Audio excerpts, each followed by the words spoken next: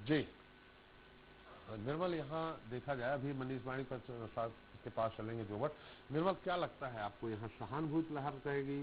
शिवपाल यादव जी को लाए, भले ही अयाची जी बड़े दमखम के साथ विरोध कर रहे हो कि नहीं वो बहुत उचित प्रत्याशी हैं, लेकिन वर्षों से पिछले चुनाव में ही जो बीजेपी के कार्यकर्ता अभय यादव के साथ थे, उनका प्रचार कर रहे थे, शिवपाल यादव जी का विरोध कर रहे थे, आज उनके सपोर्ट में कैसे प्रचार कर रहे हो। और फिर जो राठौर है, विजय सिंह राठौर, उनका अपना वोट बैंक है। मैं आपको याद दिलाऊं, दोनों तीनों चुनाव 40,000, 45,000, 35,000 के अंदर से निर्दलीय जीते थे।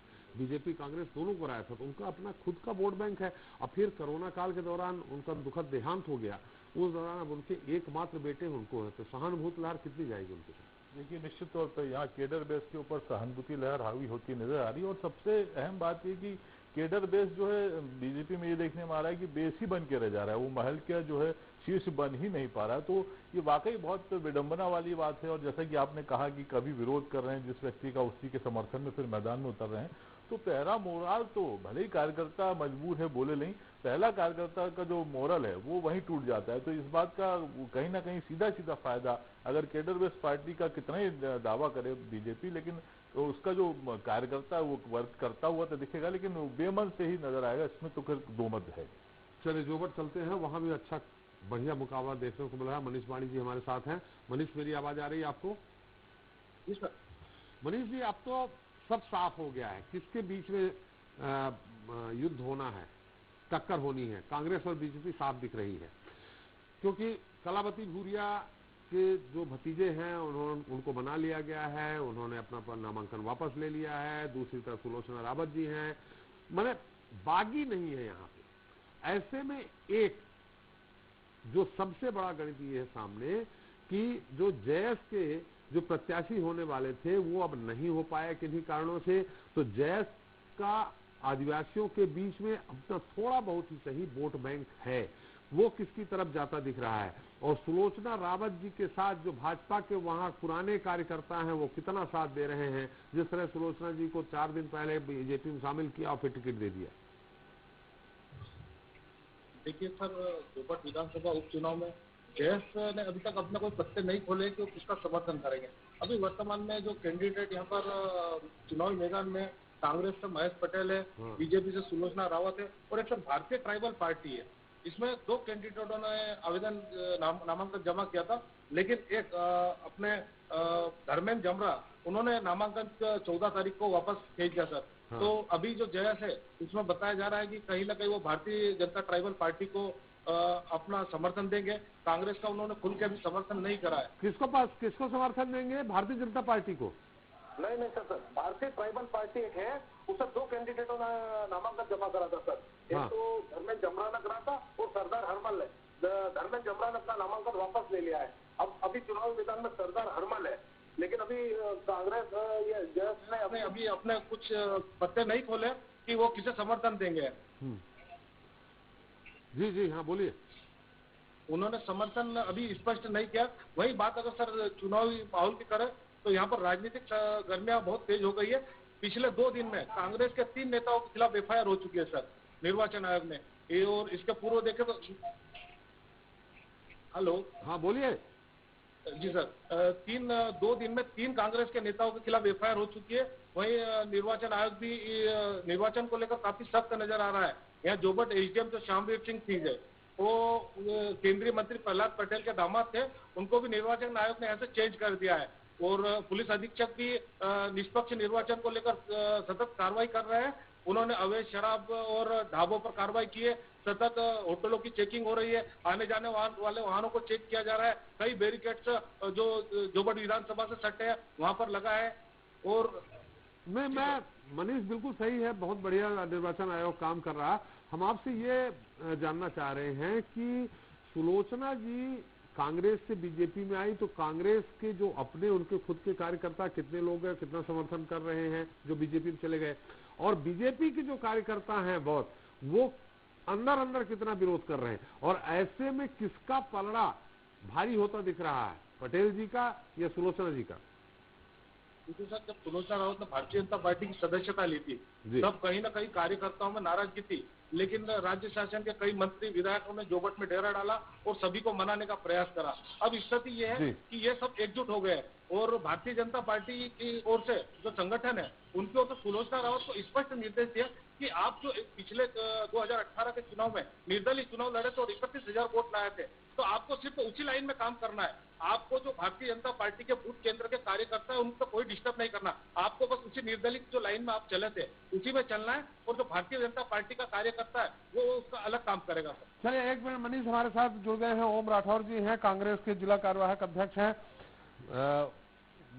झाबुआ के। राठौर जी, मेरी आवाज आ रही है आपको? जी आ रही है। आपका बहुत बहुत स्वागत है स्वराज एक्सप्रेस के खास कार्यक्रम जनता मांगे जवाब में। यहाँ सुलोचना रावत जी हैं, इस बार जिनके खुद का अपना वोट बैंक है 30-32 हजार का, साथ में बीजेपी का अपना वोट बैंक है, दोनों मिलकर के एक साथ उनका काफी अंतर हो जाता, ऐसा मुझे लग रहा है। आपको क्या लगता है, किस आधार पे आप जीत का दावा कर रहे हैं महेश पटेल जी का? देखिए साहब, जब विशाल रावत ने चुनाव लड़ा था तो वो भी कहीं न कहीं उनके परिवार शुरू से कांग्रेस के रहे, तो ये कांग्रेस के वोट थे और व्यक्तिगत विशाल रावत के कोई वोट नहीं थे। ये मैं मान सकता हूँ कि इतने सालों से अगर लड़ रहे हैं तो 2-4 हजार वोट अपने हो सकते हैं, लेकिन किसी भी पार्टी से जब कोई टूट के जाता है तो कार्यकर्ता अपना स्टैंड बनाए रखते हैं, नेता तो बदलते रहते हैं। तो मेरा तो यह मानना है कि इस बार बीजेपी ने ये चूक की है कि उनको कांग्रेस में ले जाके केवल ये जीत के लिए उनको ले गए, जबकि उनके पास अच्छे कैंडिडेट थे। लेकिन कहीं न कहीं उनको यहाँ पर जो सर्वे में जोबट चुनाव में भारतीय जनता पार्टी हार रही थी, इसलिए उनको तोड़ के ले गए, वरना उनकी आवश्यकता क्या थी? बीजेपी। राठौर जी, आपने कहा कि किसी भी नेता के राठौर जी आपने कहा किसी भी नेता के 3-4 हजार से ज्यादा वोट नहीं होते हैं, तो फिर सुलोचना रावत जी के भतीजे को, बेटे को किस तरह 31,000 वोट मिल गए? कांग्रेस के वोट थे ना वो। ये चीजें विशाल रावत ने खुद भी एक्सेप्टेड की है कांग्रेस की मीटिंग में। हाँ जी, ये एक्सेप्टेड जब कांग्रेस की बैठक हुई उसमें विशाल रावत ने खुद ही ने कहा है, जब हमारी कांग्रेस में बैठक थी वो जो सम्मिलित थे तभी कहा कि ये जो वोट है ये भी कहीं न कहीं ये कांग्रेस के थे, जो लोग कलावती बहन से कुछ वो थे वो उन लोगों ने मुझे दिए। चलिए, लेकिन वो तो दिया, लेकिन फिर भी उनका अपना खुद का कुछ वोट बैंक है, बीजेपी का है। मात्र 2,500 का अंतर था, कलावती जी ने जीता था। तो ये मान के चलिए 2,500 तो 4-5 हजार भी अगर उनके वोट हैं तो बीजेपी के वोट मिला करके आपको थोड़ा परेशानी में नहीं डाल रहे हैं? देखिए साहब, क्या होता है जब चुनाव लड़ा जाता है, आकलन अपना होता है, लेकिन हमारा मानना है कि सुलोचना जी से जब कांग्रेस के थे तब भी लोग नाराज थे, तभी तो वो कांग्रेस से बीजेपी में गई, लोगों ने विरोध किया। तो ये ऐसी स्थिति में कोई भी कांग्रेस का अभी जो हम जहाँ भी हमारे जो प्रत्याशी महेश पटेल जा रहे हैं, सबने एक मत से उनको कहा है कि अब की बार हमने पिछली जो गलती करी है, विशाल रावत को वोट दिया, अब देने वाले नहीं है। चलिए, हमारे साथ सुलोचना जी जुड़ गई हैं जो भाजपा के प्रत्याशी हैं। सुलोचना जी, एसपी त्रिपाठी बोल रहा हूँ स्वराज एक्सप्रेस न्यूज चैनल से, आपका बहुत बहुत स्वागत है। सुलोचना जी लगता है उत्तर नहीं देना चाह रही हैं। राठौर जी, निश्चित तौर पे हम सुलोचना जी को जोड़ रहे थे आपके साथ, लेकिन वो शायद उनको यही डर सता रहा था कि मैं दल बदल के मुद्दे पर उनसे सवाल करूंगा। बहुत बहुत राठौर जी आपका भी धन्यवाद। चलिए, मनीष हमारे साथ है। मनीष, फिर भी जैस नहीं है, इसका फायदा कांग्रेस को मिलेगा या बीजेपी को मिलेगा? मनीष सर, जैस जो संगठन है वो भारतीय जनता पार्टी के विरोध में ही खड़ा रहता है, तो देखा जाए तो कहीं ना कहीं तो जैस संगठन का जो समर्थन मिलना है वह कांग्रेस को मिलना है, जिससे कांग्रेस कहीं ना कहीं मजबूत होगी अगर जैस संगठन उनके समर्थन में रहेगा तो। जी बिल्कुल रहेगा। अभी जिस तरह से राठौर जी बोल रहे थे सुलोचना जी को उन्होंने लिया, इसका उनको और नुकसान होगा। अगर अपने पुराने खांटी जो कार्यकर्ता हैं, नेता हैं जोबट से, उनको बीजेपी टिकट देती तो ज्यादा फायदा होता। क्या लगता है आपको, सुलोचना जी को देने से ज्यादा बेहतर स्थिति में बीजेपी की, कि अपने पुराने लोगों को जो पिछली बार चुनाव लड़े थे बीजेपी से, उनको टिकट देती तो ज्यादा बेहतर? देखिए सर, भारतीय जनता पार्टी को कहीं ना कहीं यह डर सता रहा था कि जोबट विधानसभा अगर हार गए तो बड़ी मुसीबत खड़ी हो जाएगी, जिसके चलते उन्होंने देखा कि विशाल रावत जो 2018 में जो चुनाव लड़े थे वो निर्दलीय चुनाव लड़े थे सर, और जो 31,000 वोट थे कहीं ना कहीं उनके व्यक्तिगत हो सकते हैं सर, इतने वोट जो थे उनके व्यक्तिगत ही हो सकते हैं। और सुलोचना रावत को यदि टिकट दिया है तो आज जोगबट के अंदर भारतीय जनता पार्टी काफी मजबूत स्थिति में नजर आ रही है। मतलब आपको लगता है कि बीजेपी आज की स्थिति में प्लस में है कांग्रेस की अपेक्षा? प्लस में है। और सर जो लगातार अभी जो निर्वाचन आयोग ने जो कार्रवाई करी है 2 दिन में 3 कांग्रेस के नेताओं पर एफआईआर हो गई है, तो उससे कहीं ना कहीं कांग्रेस भी उससे कमजोर नजर आ रही है, क्योंकि एफआईआर से कांग्रेस का मतदाताओं से क्या लेने देना है? एफआईआर की है, कांग्रेस नेता जो बड़े नेता हैं वो अपना प्रचार नहीं कर पाएंगे, वो ठीक है, लेकिन अगर मतदाता ने जो अपना मन बनाया है वो तो वही बनाएगा।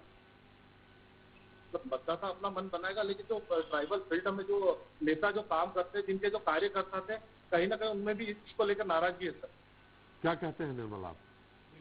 वाकई देखा जाए तो जोबट ये जैसे कि अगर एफआईआर की बात करें तो जाहिर सी बात है कि कांग्रेस चूंकि राजनीति का मैदान है, कांग्रेस इसको अपने पक्ष में भी भुना सकती है। तो ये कहना तो बड़ा मुश्किल है कि कांग्रेस से किसी पर एफआईआर होने से किसी प्रकार की कांग्रेस को दिक्कत होगी।